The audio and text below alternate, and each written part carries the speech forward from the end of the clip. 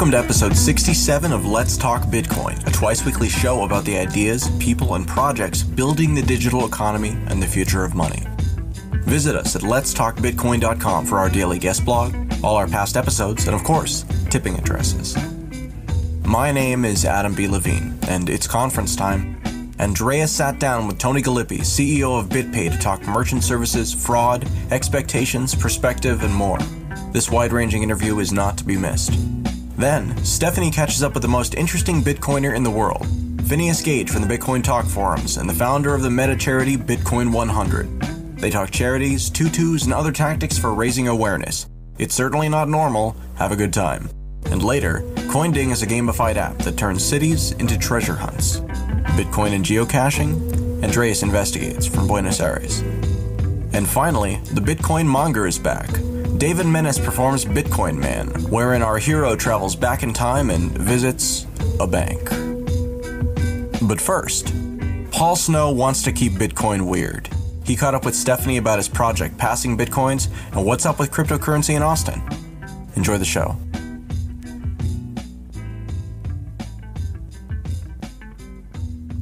Hello, I'm talking with Paul Snow. Hi, Paul. Welcome to Let's Talk Bitcoin. Hello, Stephanie. How are you? I'm doing great. So you have a project called Passing Bitcoin Around the World, but you are also from the Austin Bitcoin Association. Is that right? That is correct. Okay. Now, Passing Bitcoin Around the World is something that we do through our meetup group. And the Texas Bitcoin Association actually was an association that grew up out of the meetup group. So they're both related in some ways, cousins maybe. Yeah, that's cool. Okay, so I see the connection there. So what is Passing Bitcoin Around the World? Tell me about that. Well, the thing that I got irritated about was constantly reading people on the internet and talking to people and them saying, well, there's just no value to Bitcoin. It's not any different than dollars. We have credit cards. We have wiring systems. We don't need another solution. And I just knew that, you know, I can pass a Bitcoin to anyone in the world in 10 minutes. There's got to be a way I could demonstrate that it's fundamentally more interesting than the fact that I could pay somebody with a credit card and that charge will clear in, you know, a day or two or, you know, whenever the bank gets around to it.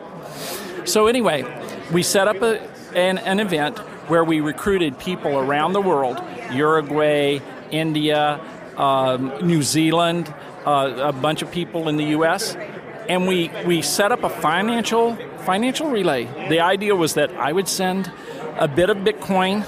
The original one in May was a half a Bitcoin. I would send a half a Bitcoin to one person.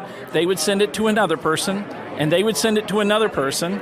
And each time you got a confirmation, you could send it to the next person in the relay. And we were able to perform 10 international transactions out of 11 transactions total. The distance between the participants essentially stretched 3 times around the world, and we did it all in an hour and 51 minutes, 45 seconds.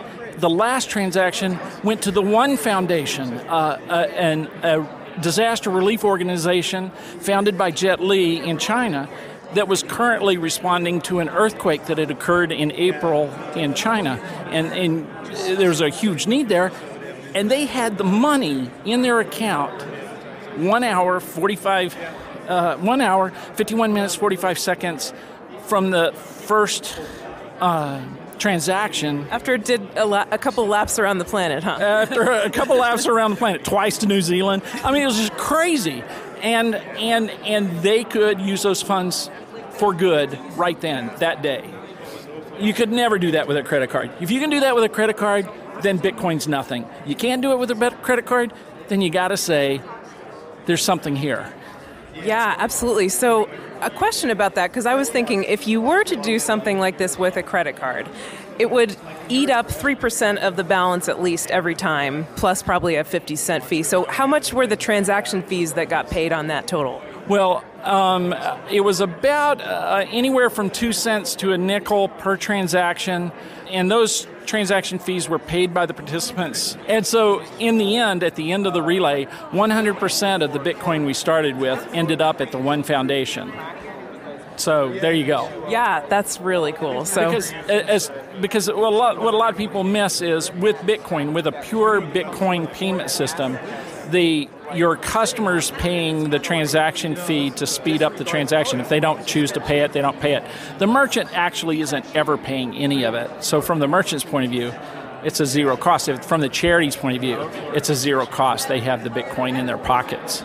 Yeah, so this is not only to promote Bitcoin charitable activities, but also to promote Bitcoin itself among the global community, just to have them see what you can do with Bitcoin that you can't do with other payment systems. Absolutely. Now, the second one, we had all the participants put a full Bitcoin deposit down, and we actually passed a full Bitcoin around. And after each participant's turn, we would either refund their deposit to them if they so requested, or we distribute it to one of a number of charities that we had associated with the program. So in the end, it was something like, I can't remember. I think it was 4 or 5 Bitcoins that were donated to charity at the end of the event, which was a fabulous return. So it was more of a fundraiser on the second time around. Yeah, so you really believe in the value of Bitcoin charity. Do you have any thoughts you want to share about that? Oh, well, I loved Jason King. He's my guy. He came and spoke at one of the mini conferences we had in Austin associated with our meetup group, and he brought the T-shirt that I'm wearing. Maybe you'll put that picture we took. Yeah, we took a picture. So for people who are listening on audio, your T-shirt says "Keep Bitcoin Weird," which is like I guess a reference to "Keep Austin Weird," which is where you're from. Yeah, absolutely. The whole idea, though, is relevant to Bitcoin as it is to Austin. We say keep Austin weird because we celebrate the diversity, the many different perspectives that people bring to life. And Bitcoin should also do that same thing. Have respect for a lot of different views and a lot of different positions. I couldn't agree more. So do you have any other plans to do more events where you pass Bitcoin around the world and then it ends up in a charity somewhere? Oh, absolutely. In February, we're planning to do this again, but this time we're going to be far more ambitious. We're going to be working with meetup groups to try to organize a regional participation around the world, find people in Africa, find people in Asia, find people in South America, and really extend the whole paradigm and produce something that's quite eye-popping. That's the goal. Great. So if people want to participate in the next one, where do they go to find out more? You can go to passingbitcoin.com. Right now, I don't have anything up there about the next event, but I will have it in the next few days. And by the time this comes out, maybe you'll have something posted, sure. I better. Great. Okay, Paul, thank you so much for talking with me today. All right. Thank you very much, Stephanie.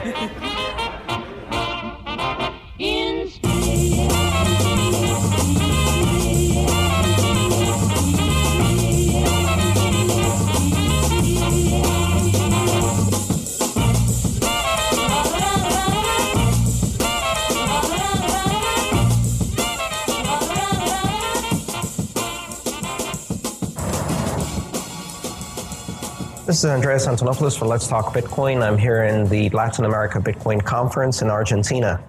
And I'm very happy to have Tony Galippi as my guest today. And Tony, as you know, is the CEO and founder of BitPay, one of the most impressive and well-managed companies in the Bitcoin space. And it's a great honor, Tony. By the way, great job on the Senate hearings. I think we're all very impressed, and we all benefited from the little price bounce that happened because of those. So thank you so much for representing Bitcoin so well. No problem. It was an interesting experience. It was a bit intimidating. And so we had practiced. Yeah. We had certainly practiced for the worst. Mm-hmm. And luckily, the questions that we got were not as bad as the ones we had practiced for. So it wasn't as difficult as we had thought it could be. I particularly enjoyed the moment when you started talking about mortgages and mortgage settlements and jobs and accelerating growth in the economy, because you could just see the senators their eyes light up and little votes popping up in their head. They could see the vote potential of this, and that was a key moment in the hearings. Yeah, there's a lot of just waste in our financial system today. And Bitcoin can automate a lot of these processes and eliminate a lot of waste, a lot of fraud in our system. And certainly, that money that is not spent on waste can actually be spent on more productive uses. So companies can use that money to actually hire and employ more people. So absolutely, there's a tremendous opportunity for Bitcoin. There's a couple of competing narratives right now, and one is kind of the narrative of Bitcoin simply as a currency and primarily used for the areas of the economy where there's the most friction, which happens to have a lot of illegal activities, et cetera. But the other narrative is Bitcoin as an incredibly efficient protocol, a payment network, et cetera, that can just streamline economic activity. And I think BitPay has been instrumental in highlighting that side of the business and bringing so many merchants and retailers. You had a pretty good Black Friday a couple of weeks ago. So can you tell us a bit about that?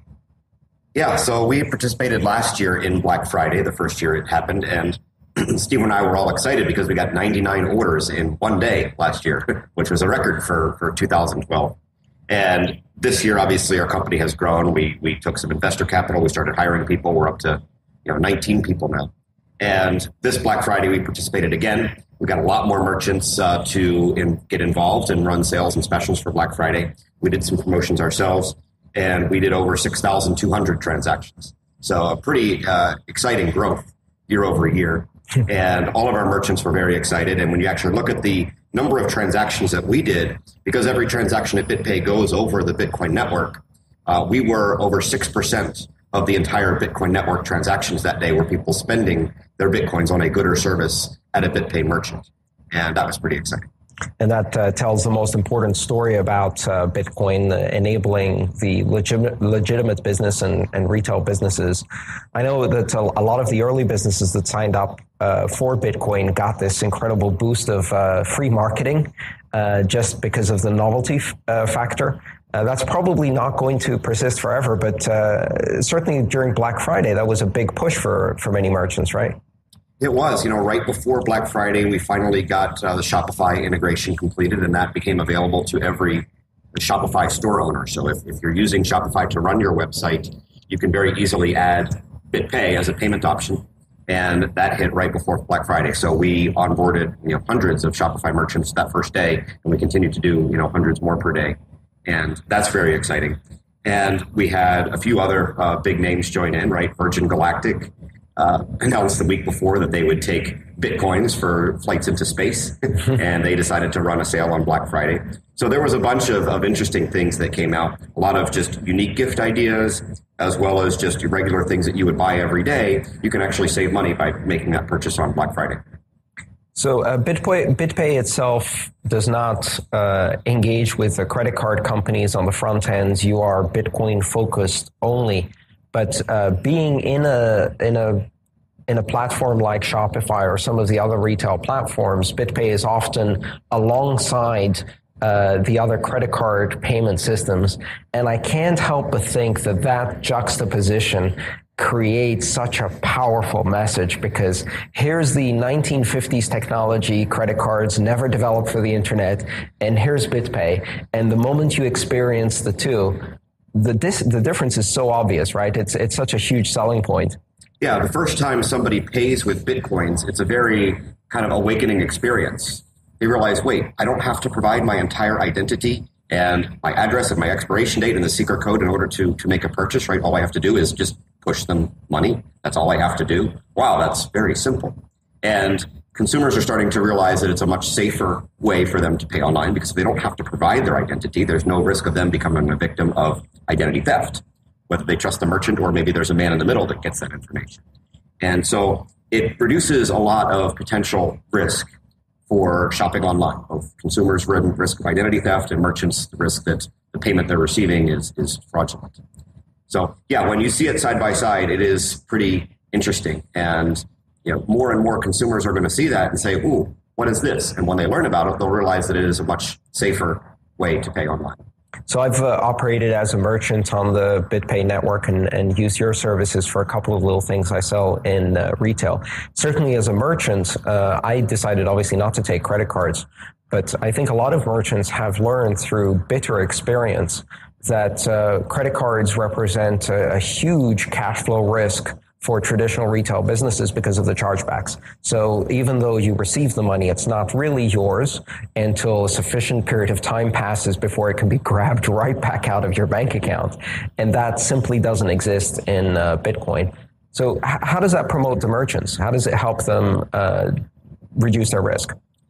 Well, with chargebacks, as you mentioned, it's the retailers that sell online that are the most at risk of the chargebacks. Because if a chargeback comes in, that means a customer has disputed a purchase, and it's up to you now as the merchant to counter that dispute. And either if you don't counter it, then the customer gets their money back and you really have no choice. So what the credit card company wants from you is a signature or other proof of purchase that this cardholder actually made the purchase. In a retail environment, you do get a signature. So you have some documentation that you can show, yes, this person was here. Maybe you have a security camera, but typically it's the signature that will prove that it was the cardholder. Online, you cannot gather a signature. You can't get any information that really proves that the cardholder was in possession of that card and actually made that purchase. So it's the online retailers that will lose more than 90% of the chargebacks that come in, and they just have to give that money back to the customer. The merchandise, of course, is long gone. They've already shipped it. So they're out the merchandise, now they're out the money, and the business has become a victim of payment fraud. Mm-hmm. So the business now got a total loss on that transaction. So it's the merchants that are selling online that are most at risk. It's also the merchants that are selling high-priced and high-ticket items that are at risk. Because if you have a criminal who gets a stolen credit card, what is the first thing he's going to buy on the internet? Gold, jewelry, televisions, computers, cameras, right? Any type of high-ticket item that he can try to acquire and then convert into cash before the cardholder realizes that his card was used for a fraudulent purchase. So it is a much bigger benefit for merchants. They see Bitcoin coming inbound as a much more counterfeit-proof form of payment, a much safer form of payment. And many merchants are offering discounts to consumers who pay with Bitcoin because not only does it lower their transaction costs, but it also reduces their risk. Mm-hmm. And behind the scenes, in my security experience in the past, I did a lot of work for PCI compliance, the payment card industry compliance. And this is a tiered risk management system that the credit card companies impose on merchants. The worst category you can be in is the sort of card not present, as you said, the online merchant who doesn't have a signature. And what most consumers don't see is that behind the scene, even before all of the risk of chargebacks, the merchant has spent an enormous amount of money doing firewalls and audits and security measures and taken on all of this burden of security. And at the end of the day, they still have the burden of the chargeback. Now, BitPay integration for me was enabling a module, typing in an access ID and hitting go. It took about 5 seconds, and I didn't have to do any audits. I didn't have to do any PCI compliance, and none of the risk was passed on to me as a merchant. So certainly there's this whole other side of the merchant experience that most people don't even see. Yeah, the PCI compliance is definitely a hassle and a cost for any businesses that handle credit cards. It's even worse if you as a business want to store this credit card information so that you can bill somebody later, mm-hmm. right? Because the way credit cards work, the secret credentials that a customer provides one time to make a purchase, those same secret credentials can be used 100 more times mm-hmm. to repeatedly make more purchases by that same company or by anyone who has those credentials. So it's important for companies that are storing that information that they protect it from hackers and from their own employees. And you have a company like Apple, for example. They store over 500 million credit card numbers on file in their iTunes store. Right? Can you imagine the absolute disaster that would be if that information got out? Can you imagine the cost that mm-hmm. Apple has to go through to secure 500 million credit card numbers? You know, it's mind-boggling, and it's such a waste because we're trying to put a Band-Aid on a system that was designed in the 1950s. It was never designed to be used this way. And we're adding all this cost and complexity and Band-Aids on a system when there's a much better system that exists now that doesn't require all those extra measures. Yes, I remember when we were when I was working in this industry as a security consultant. One of the biggest costs for post-breach compliance, which merchants don't really think about, is that almost 25 states now have passed database breach notification laws, which imposes a burden if the credit card database is compromised or even you suspect it has been compromised. You have to track down and notify by letter every single person who has been affected whose identity is potentially at risk for identity theft. And what most merchants don't realize is just the process of tracking down addresses and sending out letters can end up costing up to $8 per person. So if you have 500 million credit cards like iTunes, just the sending out of the letters is going to bankrupt the company. Forget the actual cost. Yeah, it's mind-boggling, and you know these security breaches happen, right? It was Sony PlayStation that got hacked. 750,000 credit card numbers got out of the Sony customer database. It was about a year and a half ago. Global Payments in Atlanta got they leaked out maybe 1.5 million credit card numbers, and I think it's a result of some of those security breaches that these laws are now in effect. Yes. Now, that's only part of the problem, because any place where this customer has that card which got compromised on file, different merchants that are expecting to rebill that customer again, those rebills are going to fail. So now hundreds of other merchants are affected because their customers can't make the payment, so they have to go out and contact this customer. Your credit card doesn't work, please supply another one. So it creates a ripple effect where there's a lot of waste. You know, not only just from the one point that was compromised, not just for that consumer, but it's every merchant where that consumer had that card stored on file now has an impact and now has to incur added costs to deal with these exceptions where the rebuild does not work. Purse.io is a gift exchange that helps you shop on Amazon with Bitcoins and at a 6% discount. How does it work? You create an Amazon wish list, share it with Purse.io, and deposit Bitcoin equivalent to the cost of your item. You'll soon receive your item in the mail, purchased for you by someone who gets your Bitcoin in return.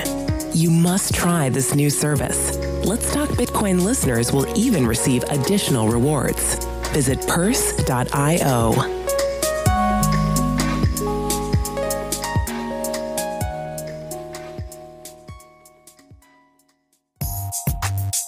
When you shop with Bitcoin on Gift, you can get gift cards from over 200 retailers. Think of the possibilities. Not only is your holiday shopping taken care of in a snap from your Android device or on the web, but now you have a way to purchase everyday items from stores like Target, CVS, Gap, and GameStop using your Bitcoins. That's not even the best part. When you shop with Bitcoin on Gift, you get 3% back. Ready to shop? Visit gyft.com today.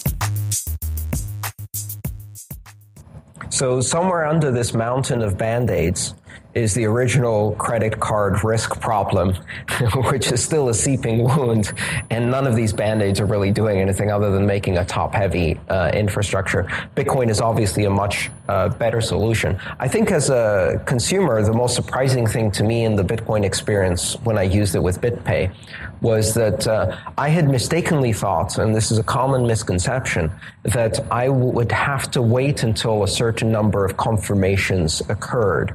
And so when I sent my payment and the BitPay widget flipped in less than a second and showed it as credited, that was a surprise to me. So can you talk a bit about this misconception about what it means really to have confirmations of a transaction and what risk that imposes on the merchant? Do they have to wait 10 minutes for a confirmation? So we give the merchants a choice. When we detect a payment coming in, we can detect that very rapidly because we have many connections and many nodes out there looking at the network. And so if the majority of the connections that we see think that this is a valid transaction, we have a high degree of confidence that very soon it's going to get confirmed into a block. Depending on what a merchant is selling, they may choose to take that right away, or they may choose to wait. You know, if you're selling a $100,000 car, you're not going to deliver that car in the next 5 seconds. You probably have the luxury of waiting 10 minutes or more for a couple of confirmations to be sure. If you are selling online and you're shipping a piece of merchandise, a physical piece of merchandise, you cannot box it and ship it in the next 5 seconds either. So by the time you actually ship the merchandise, you can go back and check again just to make sure that this has confirmed. So we give our merchants the choice. They can either get notified of the payment immediately, or they can wait for 1 confirmation or 6 confirmations. And every merchant, can assess that risk level for what they're selling. And so if you're a merchant who is selling, say, online content, or other items that are delivered immediately, but of lesser value, perhaps less than $20, perhaps less than $10. Then you make the same kind of risk calculation that Starbucks makes when they don't ask you for a signature. It's worth taking the risk because you can deliver that consumer experience much faster. And I find that a really exciting option because if you want to take the risk, you can, and you can do so in a way that delivers an additional benefit to the consumer.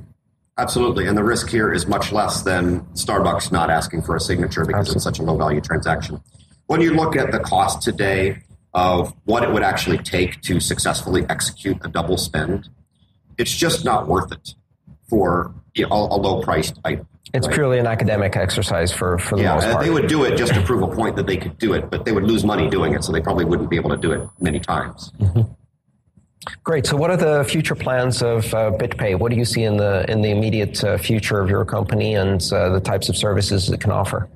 We continue to do what we do best, and that is acquire more merchants, get more merchants on board accepting Bitcoin. We're continuing to focus on online merchants, people selling electronics, gold, anything that you would want to buy over the internet. We're going to continue to focus in the retail side on the travel and tourism sector. So things that you would want to do when you're on vacation, hotels, restaurants, cars, any other type of travel, tours, things that you can buy. And we're going to continue to improve our platform. We want to make it more scalable, more reliable. We need to be able to do more transactions per minute, per day. We want to add more features for our merchants, more real-time visibility into what's going on in their account. And then we also want to offer, more payment options, different ways to take payments than we offer today. So there's a lot that we can add. We have plans to continue to hire more engineers. That's our number one focus right now, is hiring more software engineers. In the recent roadmap and product releases or software releases coming from the Bitcoin core development team, one of the most important developments, I think, has been the introduction of a payment protocol through BIP 70, BIP 71, if I remember correctly.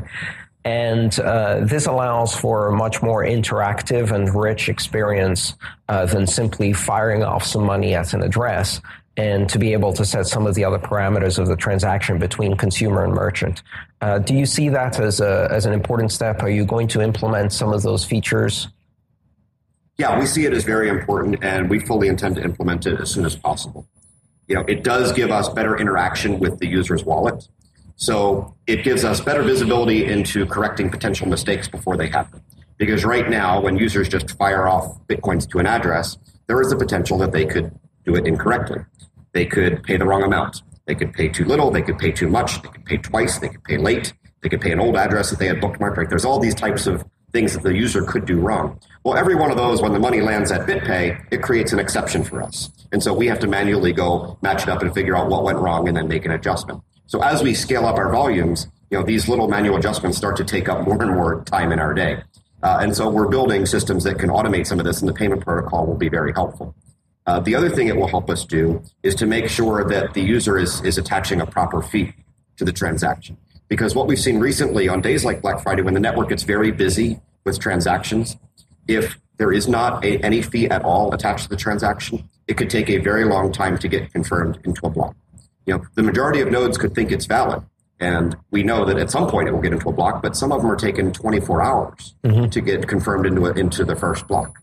And so that does create problems for us when we're trying to deliver notifications to merchants and settle to merchants. And so we want better interaction with the wallets to make sure that they are paying the right amount, that they are attaching a proper fee, and also that they know that they're actually paying BitPay, because we can securely sign the payment request and they're not just firing off to an address that they don't really know who it owns, because you can't tell by looking at an address who owns it, right? They all kind of look the same. They all look like garbled cryptographic addresses. And so to the average user, they would not be able to tell if a man in the middle has swapped out the address and replaced it with a different one, and the payment protocol would be able to address that concern.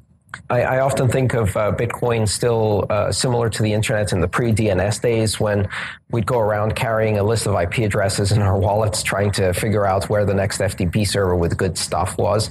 And Bitcoin addresses are very much like that. They're just garbled numbers and they don't give you any information. But with this addition of the protocol, One is that you have a name behind it, but the other one also is that you have an SSL certificate, an X509 certificate that allows you to verify the authenticity of the merchant. I think that's going to be an exciting development and an important milestone. Yeah, it's like bringing Bitcoin into the DNS age. Exactly. Where you can actually pay a name and a secure signed certificate instead of just paying a random string of numbers and letters.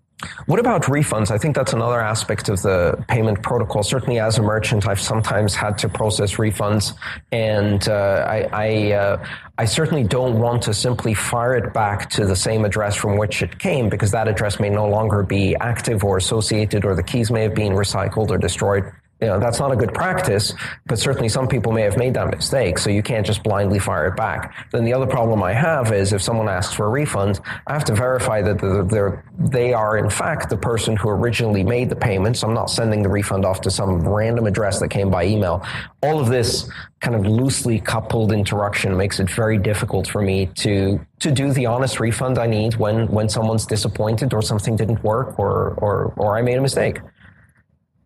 Yeah, so the payment protocol will help there. You know, we think of doing refunds with Bitcoin as if it was a cash transaction. So if you paid for cash for something at your local hardware store and it doesn't work, you go back to the service desk. Well, you also have to bring your receipt, prove that you made this purchase. And so with BitPay, every unique purchase that we make has a unique URL, and we treat that as the receipt. So the buyer has to present this URL because that's only known to them. And we can also ask for additional information. You know, what was the original email address on the order? You know, how did you make this purchase? So again, verify that we're actually sending the refund to the right person.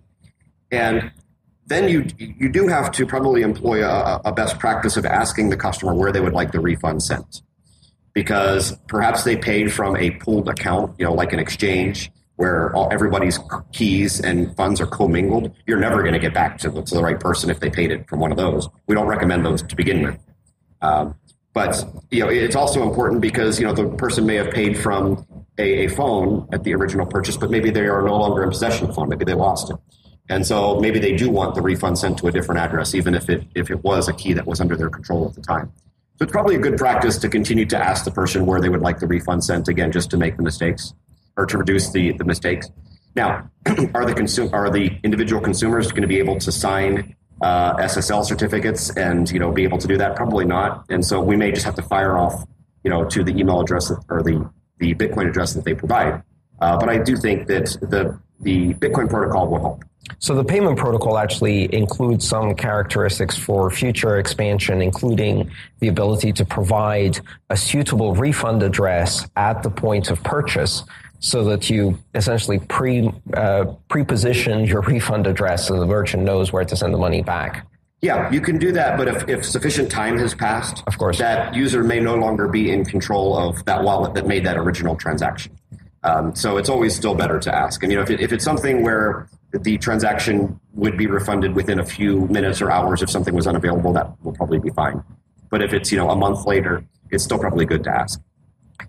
Now, BitPay has obviously been very successful in the countries that had the most adoption early on, and certainly North America, Western Europe, et cetera, have been hotspots.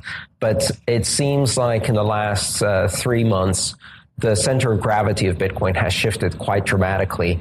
And we've got all of these hotspots in the developing world here in Latin America, of course, Eastern Europe and the Middle East, and Southeast Asia. Are you seeing equivalent growth in your merchant services outside the core areas you had before? Yeah, we're seeing our largest growth right now in Asia and in South America. You know, it's a bit of a challenge for us because we can't offer all of the suite of services that we offer at BitPay in these emerging markets. You know, we can offer all of our payment tools, you know, for e-billing or e-commerce or retail point of sale, anything that, you know, processes a Bitcoin transaction in an automated way we can do. But the other part of BitPay's service is what we can do on the back end for the settlement.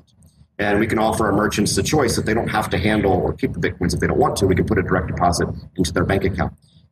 We can only do that in countries where we have established banking partners and relationships. And so we can do that today in the US, Canada, and the Eurozone, but we can't do that in emerging markets. Mm-hmm. So we can still use our service there, but those merchants would have to keep the Bitcoins, or we would send them to them, and then if they wanted to sell them, they could sell them locally on an exchange in their country.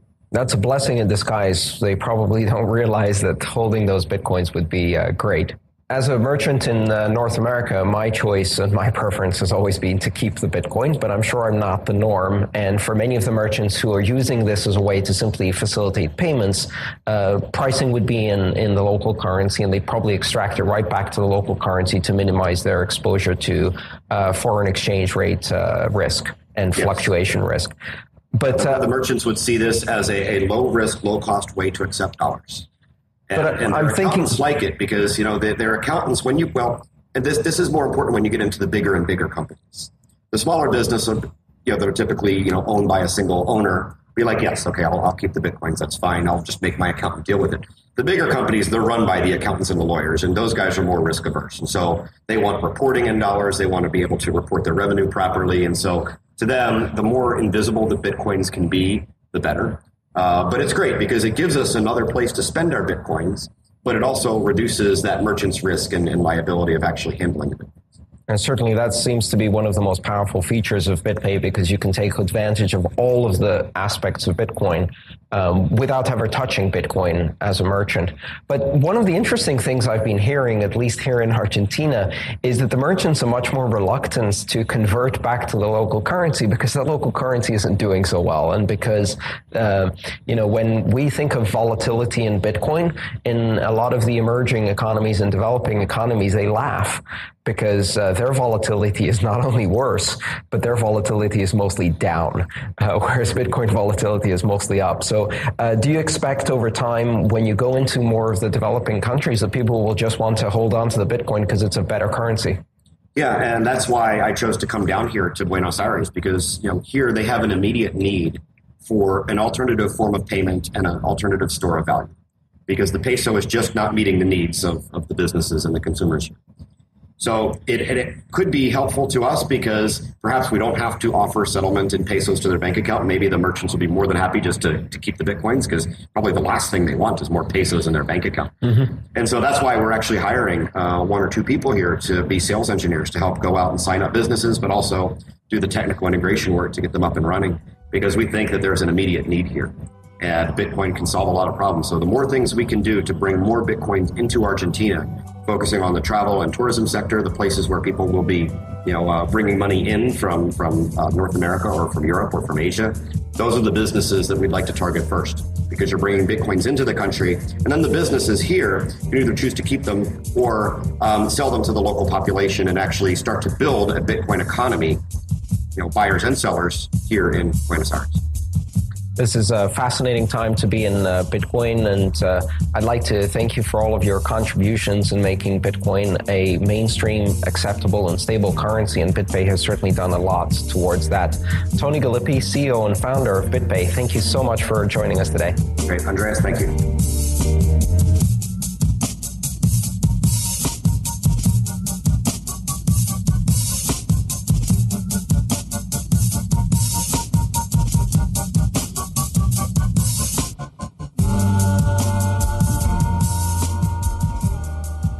I'm here today talking with Bruno. Bruno, how do you pronounce your last name? Smith. It's Lithuanian. Okay. In America, it's pronounced Kushinskas. You are known as Phineas Gage on the Bitcoin forums. That is correct. And now, I know the story of Phineas Gage. He was a railroad worker, and he got a train spike through his frontal lobe of his brain, and it changed his personality. That is correct, and that did not happen to me, though. Okay, so where did you get the name from? The Phineas part was when Julia Roberts had the paternal twins and named them Phineas and Hazel. So I took that spelling of Phineas, and during that, after they were born, there were Google, there were news outlets where the name came from and what famous people were Phineas. One was the Phineas Gage with the radar spike, which you just mentioned, and but spelled differently. And then there's a Phineas P.T. Barnum. So I used those monikers when I was playing poker back in the early 90s. Oh, I got you. And then it translated to the Bitcoin forum. That is correct. I love the moniker so much, I just moved forward with it. And then also I go by the most interesting Bitcoiner in the world. The most interesting Bitcoiner in the world. Now, I think you are living up to this because although this is an audio interview, we do have some pictures of this. You are here at the conference wearing, well, let's see if I can describe it, a cowboy hat, a stripy polo, a dog leash, and a pink tutu, and some polka-dotted socks, long johns. Long underwear. Swim trunks and slippers. Swim trunks and slippers. So tell me about why you are dressed like this. It all started with the pink tutu started when someone posted about the Tutu Project, which consists of a husband and wife team that raises money for breast cancer. And the wife, unfortunately, she had breast cancer. She's still with us. And about a dozen years ago, him being a photographer wanted to do something to support his wife.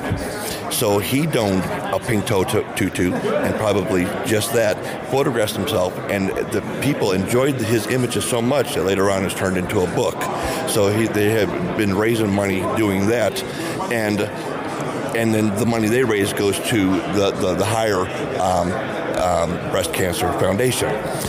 Someone on the forum mentioned this, that they would be a good candidate for the Bitcoin 100, which is a charity fund that I have founded, that if they embedded a donation option onto their website, then Bitcoin 100 would endow them with $1,000. If they did that, this particular poster said that he would donate a Bitcoin himself. And I figure I could amass a few more Bitcoins. So basically we would be looking at $2,000 US that would go towards that cause, that venerable cause. And I have not spoken with them personally, but another person in the Bitcoin 100, Dimitri, got an email reply that they would look into it. But he kind of felt like that chances are it's going nowhere. And I said, not so fast, because I'm going to Vegas, and I will wear a pink tutu in the spirit of them. The rest of the get-up had to do with another post that somebody mentioned, and I turned around and I wrote, wouldn't it be hilarious if and then I posted it, and then I read what I'd written, and hence the rest of the get-up. Wow, that's wonderful. So you're raising money for breast cancer, is that right? I'm not here raising money for the breast cancer. When I leave here, I will contact their venerable cause and then show, and there'll be enough photos on the internet to prove that I was here, so that they would be more keen to embrace Bitcoin. Okay, so you're raising money you're raising awareness to get... That's correct. That's right, okay. That's correct. Great. Wow. So this is a really cool project. How has it worked out so far? I got to have my picture taken with you, and again, we've raised enough awareness just by being here and interacting in the other photographs. That's just more leverage I will have when I contact the Tutu Project. Great. And how did you first find out about Bitcoin? Like, when did you first hear about it? About June of 2011, 2 years ago. It was something else I was just researching, and for my, since I'm 53, my future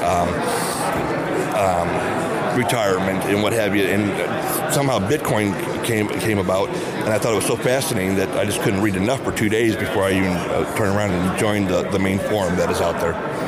Okay, and are you involved with Bitcoin 100 at all? I'm the one who founded it. You founded it? Okay, I didn't know that. That's wonderful. And then, Ed and Dimitri, who goes by Rashash, R-A-S-S-A-H, on the Bitcoin Talk, he's the one that handles the funds, and Roger Ver has access to the wallet in case Rashash gets hit by the proverbial bus. And Ed handles the website, which I started, which both of us can handle that. And then since then, there's been two other people who have come into the Bitcoin 100. One is Jason King of Sean's Outpost in Pensacola, Florida. And the other person, Frankie Delani. That person has been so instrumental in corresponding with Rashash, has suggested so many NPOs that have now embedded Bitcoin donation options on their site. So how did you get the idea for Bitcoin 100? I was on Bitcoin Talk, and because of my posting habits, since I'm not familiar with forums at the time, I went a little bit crazy on my posting, on my posting habits. So I was banned for 3 days. During that ban, I was so upset that I started another account, which was outside the rules, so they were kind enough to give me 7 more days, so my ban was now 10 days, but I could have been banned for life at the time. So sitting around still jonesing, what can I do for the Bitcoin community? I envisioned the Bitcoin 100, and then it grew from there. So it was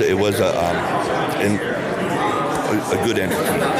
Great, and so Bitcoin 100 gives an endowment of $1,000 in Bitcoin to charities who accept Bitcoin. That is correct. Originally it was 100 BTCs, but when the price point went over $10,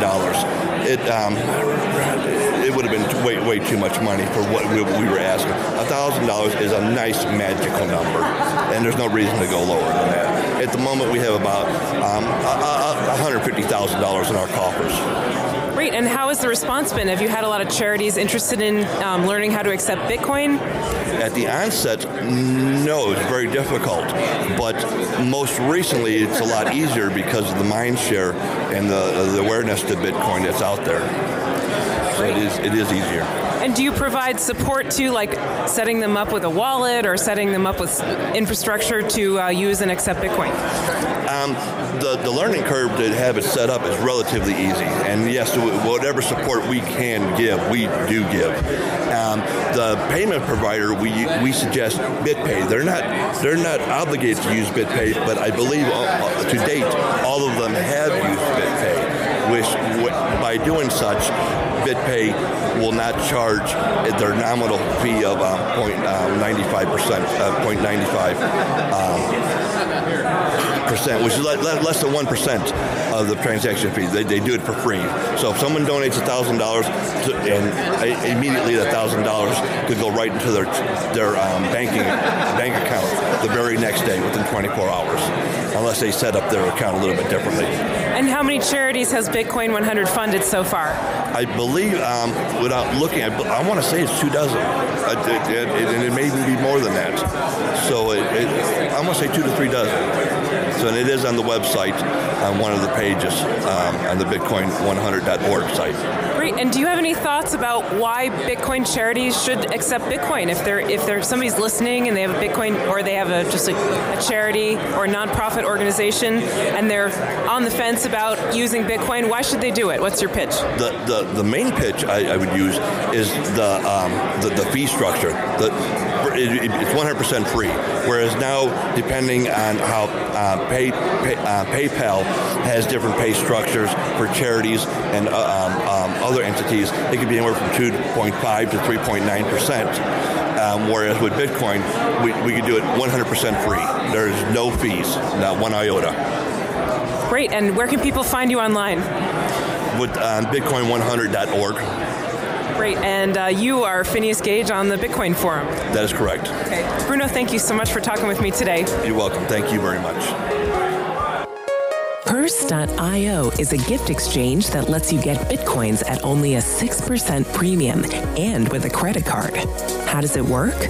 You purchase items for other Purse.io members from their Amazon wish lists.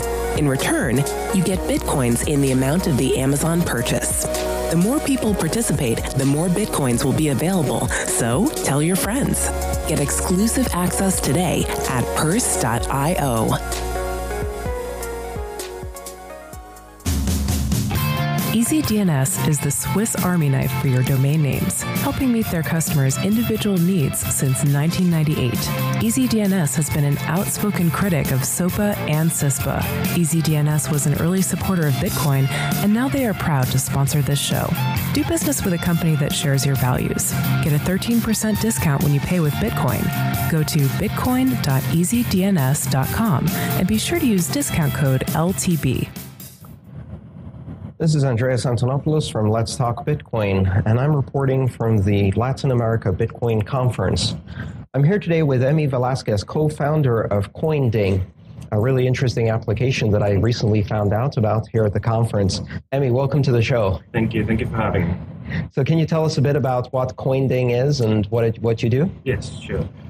So CoinDing is a new gamified app that we're releasing. It's a mobile game that turns cities into treasure hunts. What we do is we spread Bitcoins around cities, around the world, and people can collect them with just their cell phone, just walking down the streets, running. If they go for runs, if they walk, when they go to work or whatever, they can collect the Bitcoins. So after that, we also give recommendations of, let's say you get 0.001 Bitcoin accumulated after the treasure hunt. We give you recommendations of where to go or where you can use them, like coffee shops or any place that starts accepting Bitcoins.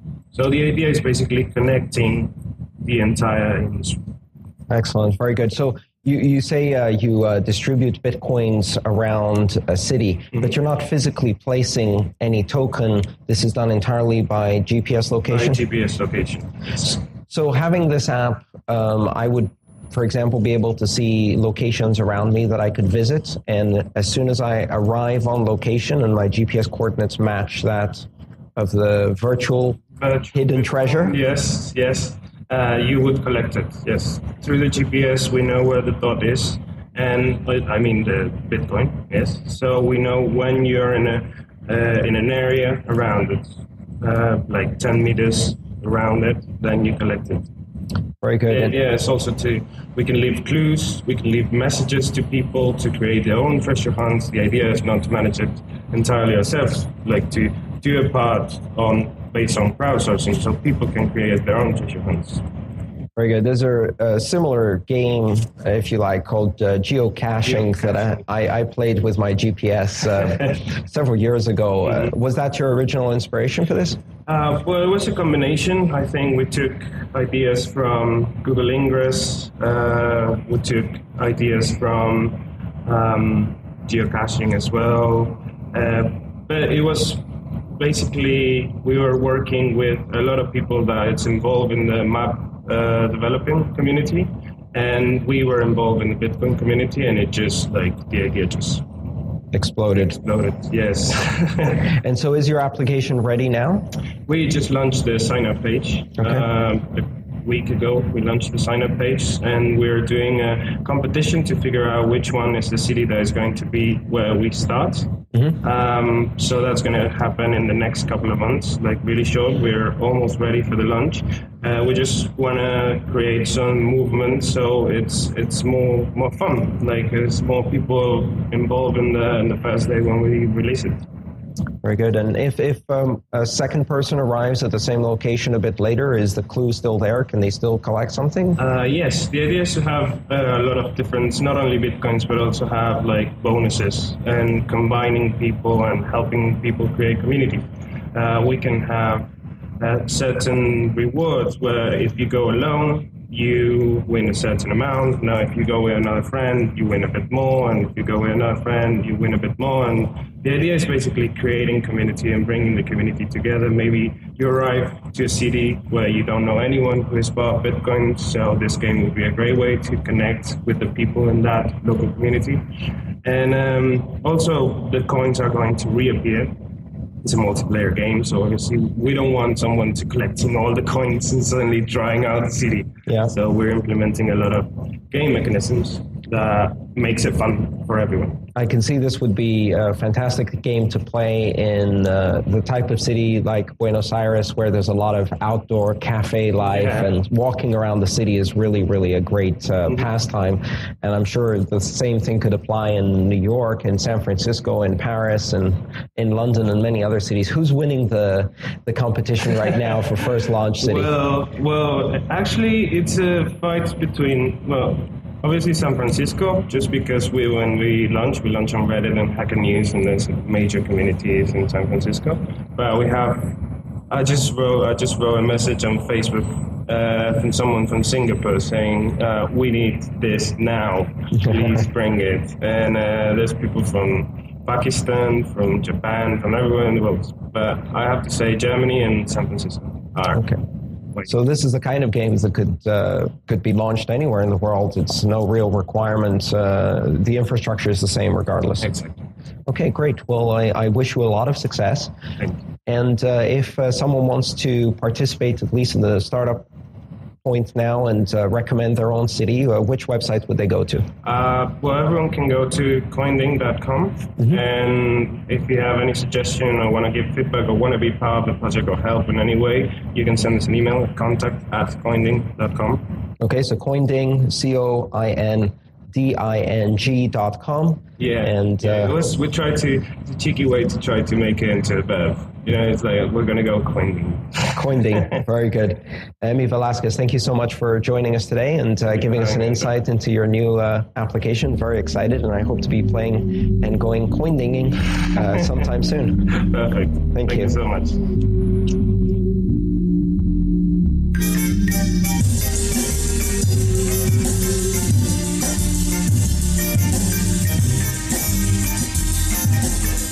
Bitcoin Man, written by the Bitcoin Monger at bitcoinmonger.tumblr.com, performed by David Menace.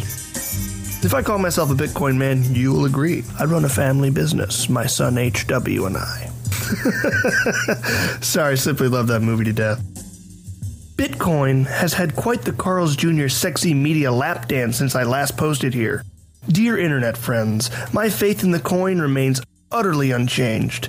Since there are plenty of places you can go for excellent technical type analysis on why Bitcoin will take over the planet like a benevolent fungus, I prefer to use this brief time with you to explain its utility in another way. Go to your local bank on Monday morning. Yes, your local branch. Wells, Chase, or perhaps bumfuck townships. We have no more than $14,000 in the Vault Credit Union, whatever. Conduct some simple business. Deposit a check, or take out a withdrawal of several $1,000s. Or inquire about your balance and then deposit a check, or a check and some cash to make things really tricky. The process feels positively medieval. Friends, after playing with any Bitcoin client, it does. Bertha asks for your government-issued ID. You need government-issued plastic to gain entry to your own funds. She types an inconceivable amount of information into her ancient Dell. She prints out your receipt. Hurry, hurry now, there's customers behind you. Compare that odd little dance to sending a trivial amount of test money to a friend's Bitcoin address. It's like comparing Oregon Trail to the latest Halo iteration. In other words, there is no comparison. The brick and mortar banks' days are numbered. The smart ones will adopt Bitcoin early on and perhaps survive. The rest will fade out. The exact date, a year, 2, 5, matters not to us true believers. If you consider my rhetoric to be beyond reasonable, fine. Go to your local record store, assuming you're in a massive million-plus population city that still has a record store. Look around. Compare that process to the simple, undeniably utilitarian order flow of iTunes or the unbridled fun of BitTorrent. We've already won! This is why I don't check the Bitcoin price every day. Wake me up when there's something worth waking me up for. Oh, and thank you very much indeed for the tips I've received on this blog's vanity public address. Whatever comes in, I'll push back out to commenters who have something insightful. Very glad to see that there's still other gentlemen out there. Once a coin man, always a coin man. Till next time, cheerio.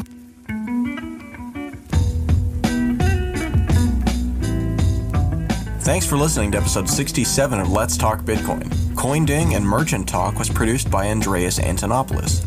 Paul Snow and Phineas Gage was produced by Stephanie Murphy.